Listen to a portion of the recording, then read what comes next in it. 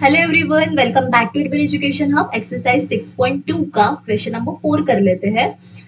यहाँ पे आपको फिगर दी गई है और आपको गिवन डेटा भी दिया है। DE is parallel to AC, मतलब क्या ये जो DE है, ये वाली लाइन जो है DE इज पैरेलल टू क्या दिया है आपको, AC दिया है।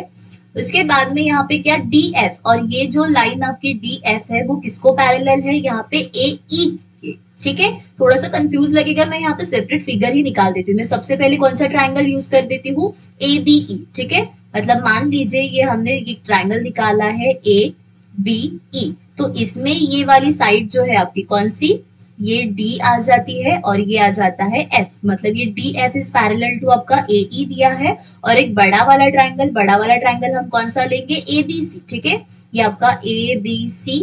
ठीक है, उसमें क्या दिया है आपकी साइड DF, मतलब ये जो है आपकी DF, D और ये E। ठीक है, यहाँ पे शुरुआत में ही दिया है आपको DE is parallel to AC, मतलब ये DE is parallel to AC आ जाएगी बड़े ट्रायंगल में, और दूसरे ट्रायंगल में DF is parallel to AE आ जाएगा। ठीक है, तो ये आपका क्या आ जाता है, F आ जाता है।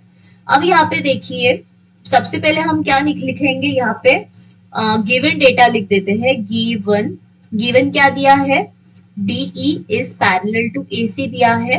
उसके बाद में DF is parallel to AE। ठीक है, अब हमें प्रूव क्या करना है, टू प्रूव क्या करना है, BF अपॉन क्या दिया है, EF इक्वल्स टू क्या दिया है, BE अपॉन EC, ये हमें प्रूव करना है। ठीक है, अब ये हो गया हमारा। अभी सॉल्यूशन हम स्टार्ट करते हैं। ठीक है, यहाँ पे मैं लिख देती हूँ प्रूफ।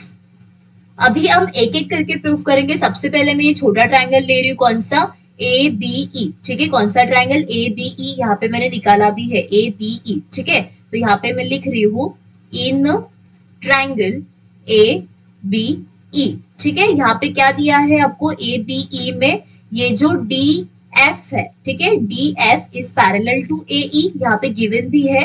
यहाँ पे मैं लिख दे रही हूँ DF इज पैरेलल टू क्या दिया है आपको, AE, और ये क्या है आपका, गिवन दिया है। ठीक है, अब हम यहाँ पे कह सकते हैं कि अगर कोई भी साइड थर्ड साइड को पैरेलल है तो वो बाकी के रिमेनिंग साइड होते हैं ट्रायंगल्स के, वो प्रपोर्शन में आ जाते हैं। तो मैं यहाँ पे ऐसे लिख सकती हूँ दैट BD, और क्या आ जाता है, ये DA आ जाता है। यहाँ पे मैं लिख देती हूँ BD डिवाइडेड बाई DA, ठीक है, इज इक्वल्स टू क्या आ जाएगा, ये BF, और ये क्या आ जाएगा आपका EC, सॉरी FE आ जाता है। ठीक है, तो ये आ जाता है BF अपॉन कितना आ जाता है, ये FE आ जाता है। इसे इक्वेशन 1 दे देते हैं, और क्या, बाय बेसिक प्रोपोर्शनैलिटी थ्योरम। ठीक है, ये हमारा फर्स्ट हो गया। हमने सिंपल रेशियो लिखा है BD डिवाइडेड बाई DA, और BF डिवाइडेड बाई क्या आ गया है आपका, FE। उसके बाद में हम सेकंड ट्रायंगल लेते हैं। सेकंड ट्रायंगल हमारा कौन आ जाता है, ABC, मतलब बड़ा वाला ट्रायंगल। बड़ा वाला ट्रायंगल हम लिखते हैं इन ट्रायंगल ABC। यहाँ पे कौन सी साइड आपको पैरेलल दी है, यहाँ पे DE, ये जो DE है, यहाँ पे ये जो DE है पैरेलल टू क्या दिया है, AC, मतलब यहाँ पे DE इस पैरेलल टू क्या दिया है, AC दिया है। ठीक है, ये आपका गिवन है। तो हम यहाँ पे रेशियो क्या लिखेंगे, BD डिवाइडेड बाय क्या आ जाता है आपका, ये DE आ जाता है।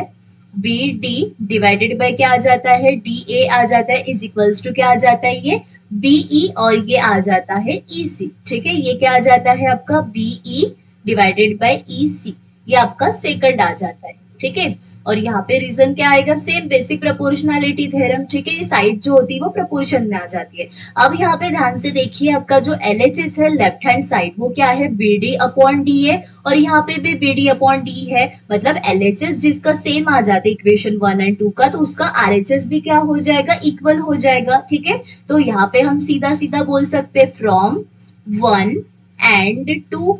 ठीक है, हम फ्रॉम 1 एंड 2 क्या, अगर LHS इसका सेम आ जाता है तो ये RHS भी आपस में इक्वल हो जाएगा।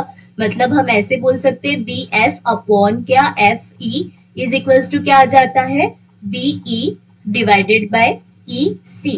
ठीक है, तो यहाँ पे बाय 1 एंड 2 हमने ये क्या कर दिया है, प्रूव कर दिया है, जो हमें यहाँ पे प्रूव करने के लिए कहा गया था। BF डिवाइडेड बाय क्या है, FE आ जाता है, BE इक्वल्स टू EC।